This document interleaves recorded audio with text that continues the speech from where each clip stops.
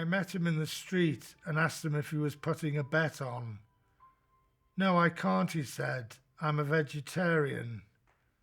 What's that got to do with it, I thought. People have always got to be something. I remember the year the IRA disrupted the race and the horses watched while all the people ran. It was a great place to grow up, Liverpool, in the 1960s and 70s. Where I grew up in Orrell Park, which is in a little area in Walton, it was just loads of roads and entries and not many cars on the streets and just loads of places to play. And I had a really good childhood, really. I was always in trouble, you know. I always had air guns and air rifles. I was always shooting people with air guns and catapults and setting fires to the railway embankment to the back of the house. My mum hated that, you know. There was always neighbours complaining about me, and so yeah, I was pretty wild as a kid, really, you know. I like flicking my fag ends into my neighbour's fish pond. He doesn't know which window they come from, but he did accuse the guy downstairs who smokes, and there was a big argument, which nearly came to blows. This morning I flicked a cigar butt down there, which landed on his bicycle seat and burnt a hole. I heard him swearing. Not very neighbourly, I know, but he shouldn't put Lib Dem posters in his window. Really, when I went to grammar school at 12, I sometimes say to people that was when my paradise was lost. You know, when I turned 12, everything started to go downhill after that. And I think my life has been deteriorating slowly, decade by decade, actually, you know. If the quality of one's life can be summed up in 5 categories, excellent, good, average, below average, and awful, then I would say mine has been below average, bordering on the awful. I have not really been happy since childhood, and although I've had some good times in my adult life, I haven't enjoyed most of it. It's just the way things turned out, I suppose. But all's well that ends. I liked primary school, but I hated the grammar school I went to when I was 12, out in West Derby, Cornwall Allen. The staff gave me a lot of hassle. They didn't like me. I didn't really enjoy the studies at school. There was only a few subjects that I had any interest in. English, quite liked art and history, but I wasn't particularly academic. I was quite lazy and didn't always do my homework and stuff. You get lazy people in any field. I write poems instead of novels. You start at 9 and finish at past and have the rest of the day to yourself. Money's crap, though. I've got 3 sisters and 2 brothers, and they all went to university or teacher training college. My elder brother went to Oxford. So yeah, I did come from an academic family, but I wasn't particularly academic. What I don't like about being alive is that you have to keep doing things, when really I'd prefer to do nothing. But you have to do this and that every day. Endless little tasks and chores, repeated again and again, just because you're alive. What should I do now? Clean the toilet? Yeah, well, death is a recurring theme I come back to in my poetry time and again. I've been death conscious since I was about the age of 6, when I first heard my sister telling my mother that her biology teacher at school was dying of lung cancer. And I remember my mum saying, "Oh, be quiet, Paul's in the other room." I was only 6, but I heard, and it freaked me out. It was my first I suppose, the first time I'd heard about death and dying, really. And I've been death conscious ever since. I mean, like most people, I fear dying, the process of dying. Uh, Although being dead and not around anymore doesn't bother me much at all. In fact, I sometimes welcome that, you know. Again, my father was an influence. You see, he was always going on about death and dying, and I think he thought about it a lot as well. And as I said earlier, I inherited a morbid streak from him. Writing about death is a way of getting it out my system, and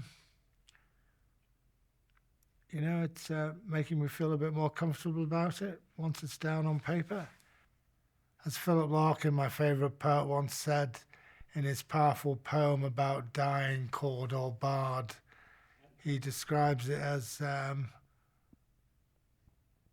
small, unfocused blur on the edge of vision when he's talking about death. I mean, he was very death conscious and, in fact, death phobic too. And he wrote quite a bit about death and dying. So he also says in that poem, actually, when talking about death, most things may never happen, this one will, which I think is a very powerful line. As you think about it, you have all kinds of fears in life about things that could happen. They don't normally, but death will and does. Will I be able to die? Do I have what it takes? Do I have the guts? Will I be able to relax enough when the time comes? Let go completely? Or might I chicken out at the last moment? And will the doctor have to smother me with a pillow? How humiliating. Well, my father was very mad. Eccentric is probably the polite term to use, but he was nuts, you know. He was very morbid, and I've inherited a morbid streak from him. He was always going on about death and dying and illness and disaster and accidents and potential danger. That woman's got cancer of the hand. It may spread, it may not. That building's not safe. It's going to collapse and kill people. Little children, probably. A man strangled a woman in that park last year. That dog could bite you and give you rabies. Watch your car doesn't hit you or you'll end up with no legs. Out walking with my father, the world became a terrifying place. Well, he caused a lot of anxiety in me when I was growing up, some of which I still have today. First time he took me across the River Mersey when I was 7. There was a bit of a hold-up, and he said he went off and was speaking to someone. He came back and told me the reason for the hold-up is that they found a woman strangled to death in the toilets on the ferry, and they think the murderer may still be hanging around. Whenever a sex scene came on the television, my Catholic father would immediately jump up and turn the set off. Then he'd stand there looking at his watch until he thought a reasonable period had passed and turn it back on again. I remember this happening a lot in James Bond films. I had problems with girls growing up. But, you know, I don't want to paint a completely bad picture about him. I mean, he was good in some ways, and he had a very good sense of humour. And he would stand up for me. He stuck up for me, you know, whenever I was in trouble and that. And we did have some nice times together, you know. Used to take him to the pictures on a Friday night. I mean, he was... I don't know why he tried to spook me out on occasion. He did have, as I say, he had a sort of funny upbringing himself, you know. His mother wasn't very nice to him, and I don't think he had a very happy upbringing. But as I say, he did make up for it with his sense of humour. He was funny. I think I got my sense of humour from him as well. I rang my doctor this morning and asked him if wearing tight jeans would aggravate my sciatica. He told me he had people dying of cancer in his surgery and hung up. So I rang him back and asked would it be safe to reheat a steak kidney pie from yesterday. Well, he had a number of jobs. He worked abroad for a number of years as a research scientist for oil companies. But yeah, he didn't always send money home, so sometimes my mum was quite poor, um, and he, in later years, he became a school teacher, and that was his final job. He taught maths and chemistry and religious studies as well at inner city schools in town. Dennis Traynor was a friend of the family and worked on the 92 bus route into town. He never charged me and my mum and sometimes let me ring the bell. Then one day he stopped my father in the street and asked him if he'd coach him in maths and physics. I want to make something of my life, he said. So my father took him on, but he still failed the exams and remained a bus conductor. He charged my mother and me after that and wouldn't let me ring the bell. He made a big impression on me, my father, a deep impression. And he still lives, and that, his ghost still lives with me today, 53 and totally grey, wishing to avoid the young mothers, was always last to arrive. I could wait 20 minutes, and then, when the road was clear, in an old coat, looking tired and perhaps a little embarrassed, she'd appear. I was always pleased to see her. Well worth waiting for was my old mum. I was very close to my mother. I was the youngest of 6 children, and I suppose I was spoilt a bit affection-wise. She came from County Meath in Ireland. She was Irish. Immigrant to this country, came over to be a nurse in the 1930s, met my father. She was very loving, very straightforward. I mean, she was encouraging me to do well at school. I think she was disappointed that I didn't perform well. So I suppose I've been conscious of that, in later life. I mean, I slept in the same room as her till I was 10 because it was a small house and there wasn't a lot of space. So it wasn't by choice, but although I liked, I suppose, being in her room.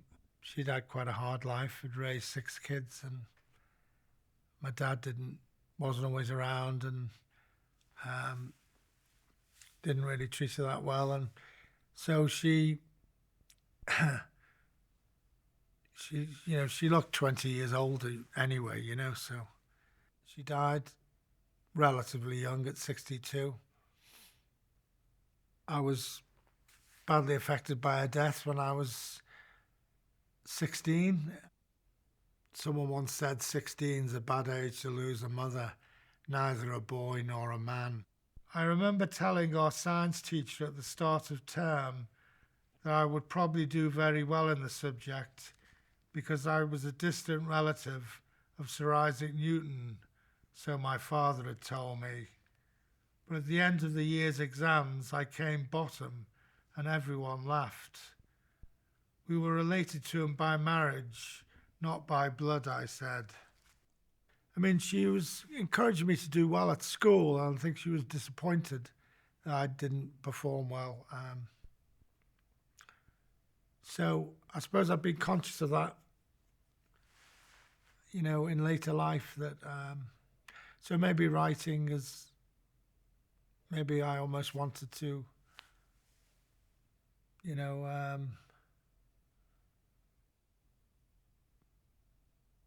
prove that, I did do something in the end. It was like a point that I did something later on, which was successful, which would have pleased her. So maybe I write for her in that sense. Father Michael was explaining to me how we won't have our bodies in heaven, just our souls. And I said, how will we recognize everyone, know who we're talking to? Jesus Christ or Bernard Manning, St. Peter or Walt Disney, John the Baptist or John Wayne, Francis of Assisi or Enoch Powell, Mahatma Gandhi or Fred Astaire, Mother Teresa or Lucille Ball. Stop it, you'll know, he said. You'll just know. Yeah, I was brought up a strict Catholic. My mother was a devout Irish Catholic and my father was a fanatical English convert. And if you know anything about converts, you know that they tend to be quite extreme. So I wasn't that interested or very religious when I was growing up. Although I managed to get religious studies O-level, it was one of the few subjects I did pass at O-level. I think my dad was quite excited about that and was thinking I might become a priest. He always liked the idea of one of us becoming a priest. I think because he wanted to be one all his life, but having 6 kids kind of got in the way, you know. No, I'm certainly not anti-Catholic, no. No, it's, I suppose they're just good subjects for poetry. And I've got some humorous poetry out of it.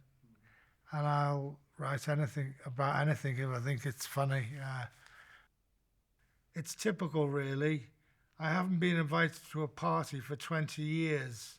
And when I finally get to one, they're all in their 70s and 80s, except the vicar, who was 22. The host kept saying, the girls haven't arrived, the girls haven't arrived. And then they did, all on sticks, which they tapped on the floor as the vicar did a strange solo dance to Tragedy by the Bee Gees. Well, when I started writing poetry, as I say, back in 1987, I'd read virtually no poetry at all apart from the bit we touched on at school, which wasn't much really. So I'd read very little poetry, which probably wasn't a bad thing. People have said to me that might have been of some help even because you find your own voice quicker. You're not conscious of someone else's style. But since I've been writing poetry, I've read a lot of it. I have an interest in it now. And I've got a lot of poetry books at home. My favourite poet is without a doubt Philip Larkin. And I like the First World War poets, Owen and Sassoon, a bit of Auden and Yeats. I like Stevie Smith, Edward Thomas, even though he's a nature poet, and I don't really like nature poetry, to be honest with you. Human nature poetry, yes, but not birds and bees stuff. The birds are migrating. Who gives a fuck? Well, as I said earlier, I write poems to get certain ideas out my system. And it's almost a compulsion to write about certain things. Some of them, I suppose, I sometimes I write poetry simply to entertain people, to give people a laugh. And I'm writing about something that maybe has happened to me or something a bit quirky, which I think may be of interest to people. I suppose writing poetry becomes a habit after a while. I mean, I look forward to the day when I'll stop. I told my sister I stuffed a piece of fillet steak down my trousers in the supermarket. She said, I bet Wordsworth wouldn't have done that.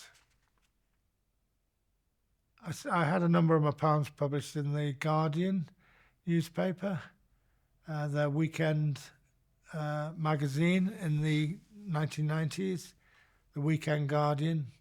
They used to run. They used to have two regular poets, John Hegley and Simon Ray, and occasionally a guest poet like myself. And my name would appear in big letters, and everyone in those days seemed to get the Guardian. A lot of people saw my poems. I mean, I've been in other newspapers as well, like the Independent and the Morning Star and the Daily Express. They used to have a daily poem, believe it or not. It's gone now, but they used to.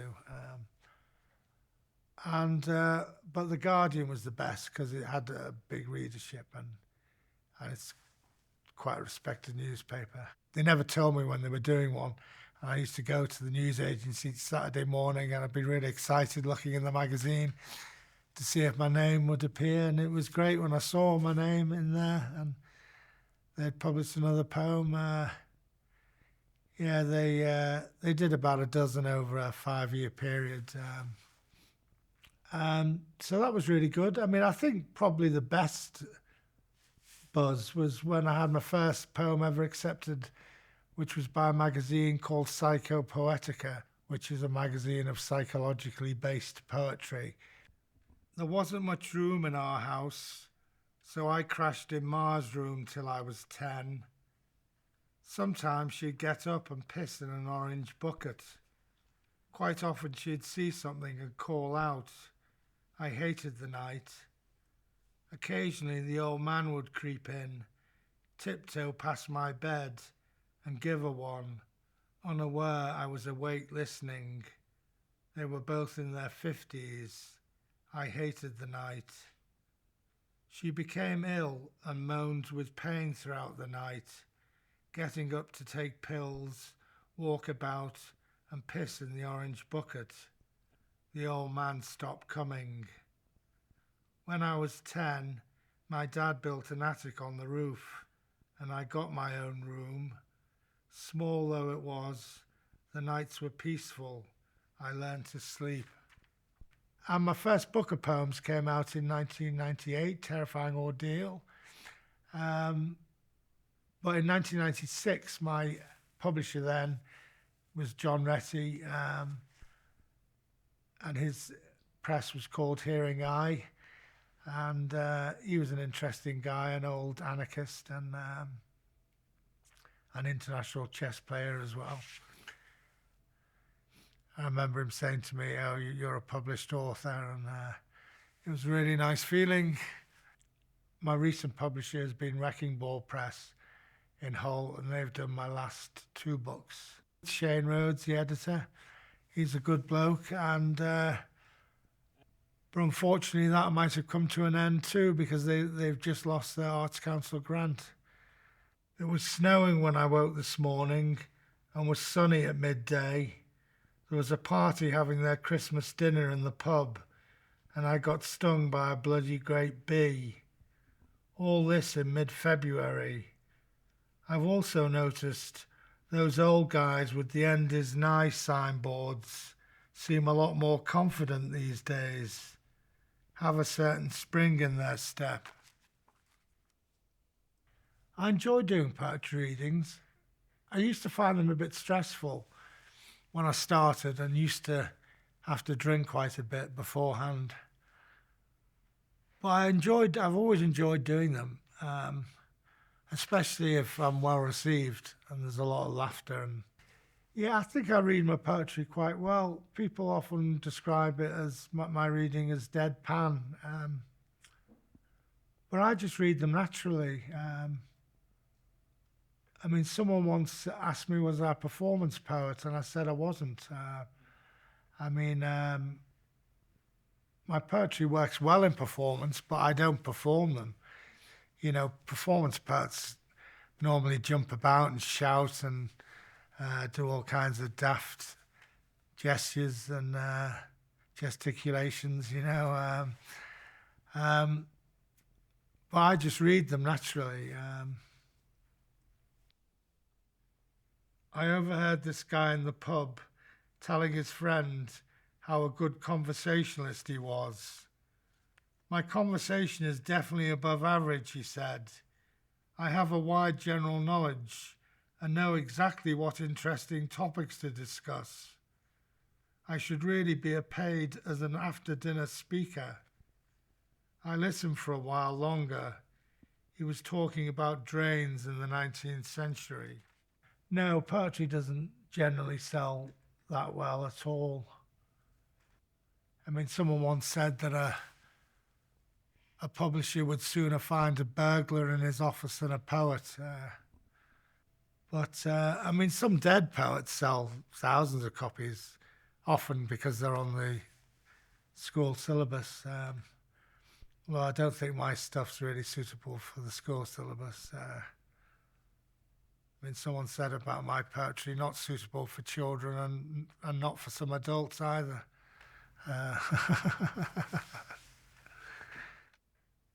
Poetry doesn't normally sell, but mine might, because I intend to embark on a series of bizarre motiveless murders on and around Hampstead Heath.